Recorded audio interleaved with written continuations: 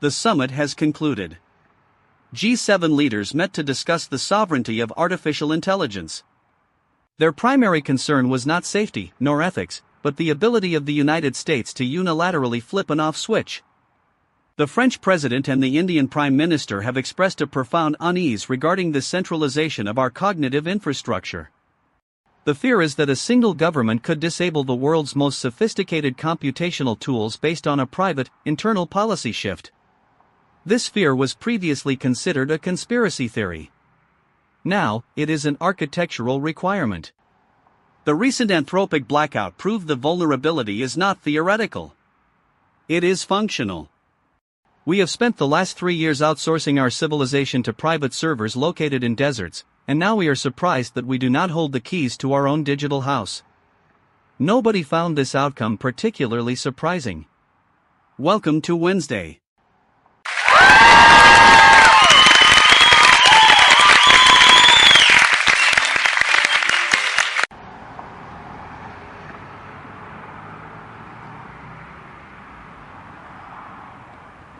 Alistair, I am standing in the dust outside the Guadalajara Stadium. The air here tastes of ozone and hot asphalt. People are gathering for the match, but the banners they are carrying do not mention football. They mention the disappeared. The protest is targeted at Hyundai, the tournament sponsor, and their reliance on Ternium. Ternium is the mining company that turns the ground underneath these people into raw material for the cars the sponsors sell. I spoke to a woman whose husband went to work in a mine 2 years ago and never came home. The company issued a statement calling the situation a labor irregularity. I want to be really clear, an irregularity is a typo on a ledger. A missing father is a permanent feature of this supply chain. The world is watching the game. I am watching the people who built the stadium for them.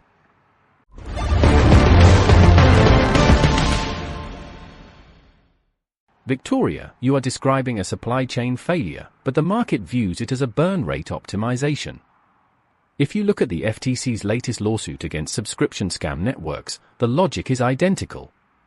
These operators are not breaking the law, they are simply leveraging the friction of App Store enforcement to maximize their lifetime value before the inevitable churn. It is a brilliant Series B play, provided you have no soul. The incentives here are not complicated. If a company can obfuscate its identity behind 5 shell corporations, it lowers its cost of acquisition while shifting the reputational risk to the platform. You call it a tragedy. The algorithm calls it a successful pivot. The fact that the FTC is finally noticing is just the market correcting for a lack of transparency. The next iteration will simply be more complex. That tracks, unfortunately.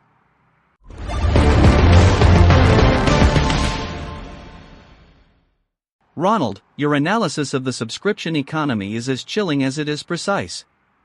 While we talk about scams, the FDA has finally overturned the rejection of a gene therapy drug after the departure of a specific official. The official in question was a vocal critic of the drug's efficacy. His removal was labeled a structural realignment. The realignment resulted in an immediate approval for the product. The product was previously deemed dangerous. It is now deemed a medical necessity. The stock price rose by 12% in 40 minutes. Investors were not celebrating the science, they were celebrating the institutional efficiency of removing an obstacle. The obstacle was a human being with a conscience. He has been replaced by a committee that understands the necessity of growth. Growth is the only metric that remains unfrozen in this particular climate. I am still counting, by the way.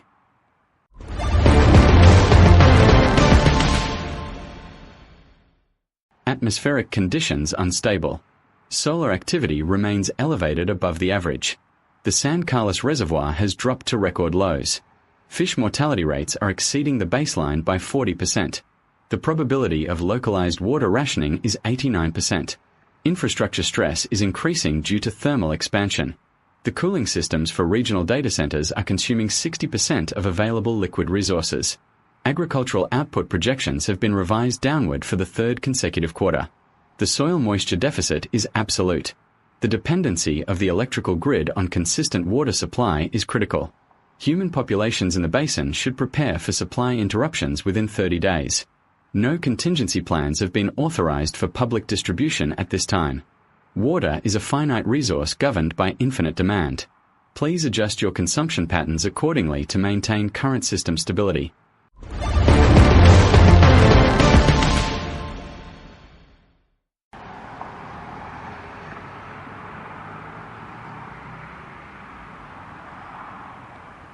Casper, your forecast is cold, but the reality on the ground is worse. I am looking at a report on the Titan submersible catastrophe, which the Canadian safety officials just released. The company behind the craft described their design as novel. That is the word they used in their internal marketing. The reality was a carbon fiber tube that had never been properly tested. The report highlights groupthink as a primary cause.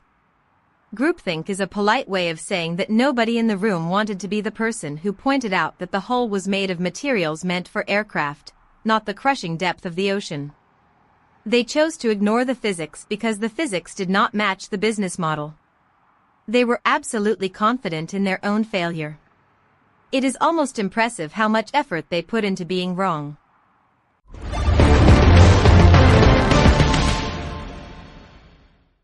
Victoria, you call it groupthink, but that is just the standard burn rate for an ego-driven startup. The Titan was a proof of concept for a market that doesn't exist yet. When you operate in a sector where the cost of failure is human life, you have to build in a high level of redundancy. They didn't. They built in a high level of marketing. The industry is currently trying to do the same thing with AI hacking capabilities. We are told these models are inevitable, that we have to ship them before our competitors do. The incentives here are purely about first-mover advantage. If the model hacks a global power grid, it's a bug. If it doesn't, it's a feature. Yeah. I suppose we should just wait to see which one arrives first. It is a classic product launch in a high-stakes environment.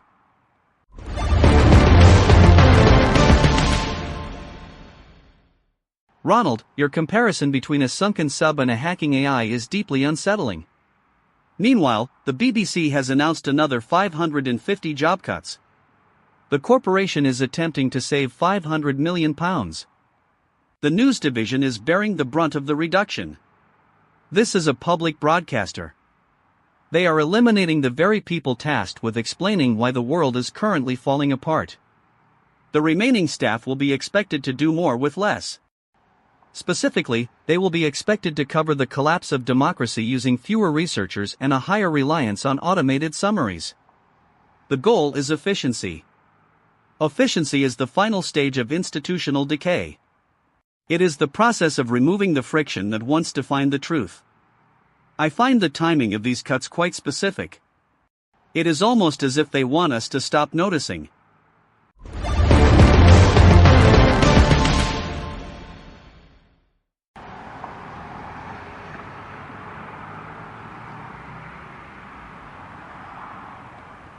Alistair, speaking of noticing things, the protesters here in Mexico are quite aware of what is happening to the news. They know that the disappearance of their loved ones is being treated as a secondary story by the global media. The local papers are underfunded, and the international outlets are too busy covering the next tech funding round to report on the mining casualties. I met a woman tonight who hasn't heard from her daughter in 3 years.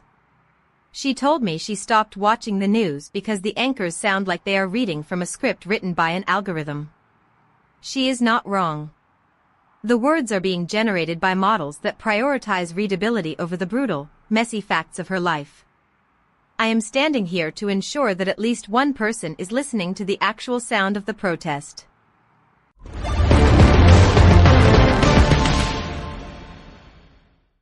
Victoria, you are suggesting that human stories are being erased by efficiency, but that is a feature, not a bug.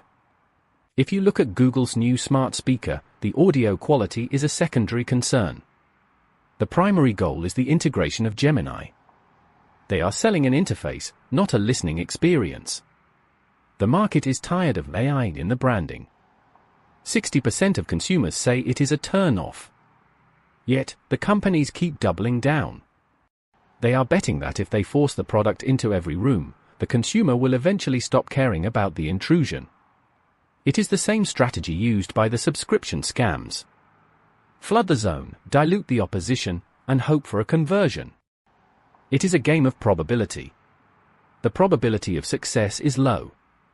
The probability of irritation is extremely high.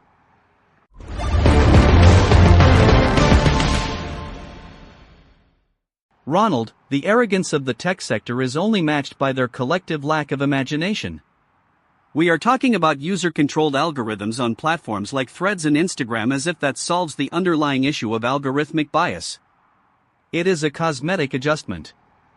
You get to tweak your feed while the platform continues to steer your attention toward the most profitable, or most damaging, content. It is like being told you can choose the color of the cage while the door remains firmly locked. The UN is currently demanding the release of a British couple jailed in Iran, yet the conversation in Washington is about whether we should blacklist DeepSeek. We are prioritizing geopolitical leverage over the lives of individuals. That is the global policy, at scale. The policy is successful. The individuals are not.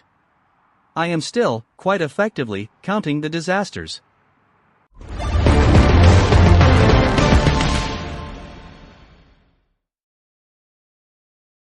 We are approaching the end of the hour. I have been looking at the report from the NASA Tournament Lab, which is currently seeking crowdsourced solutions for a federal digital stockpile. They are asking the public to solve the supply chain issues for the government. It is a meta-irony that would be funny if it were not so desperate. The government cannot manage its own logistics, so it is outsourcing the problem to a platform of random, unpaid participants. If they succeed, the government takes the credit. If they fail, the public takes the blame.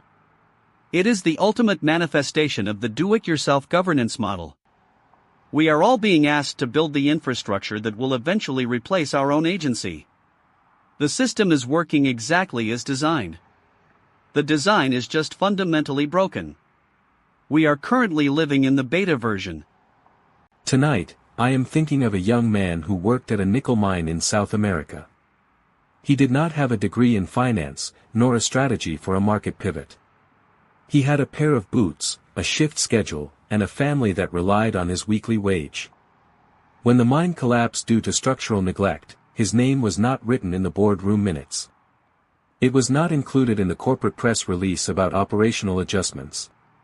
His name was left out of the quarterly earnings report, which highlighted the cost-saving measures that led to the event. He is gone, and the company is still trading on the stock exchange, unaffected by the absence of his life. His name does not appear in any of the records discussed on this program tonight. How much is a person worth in a system that defines value exclusively as efficiency?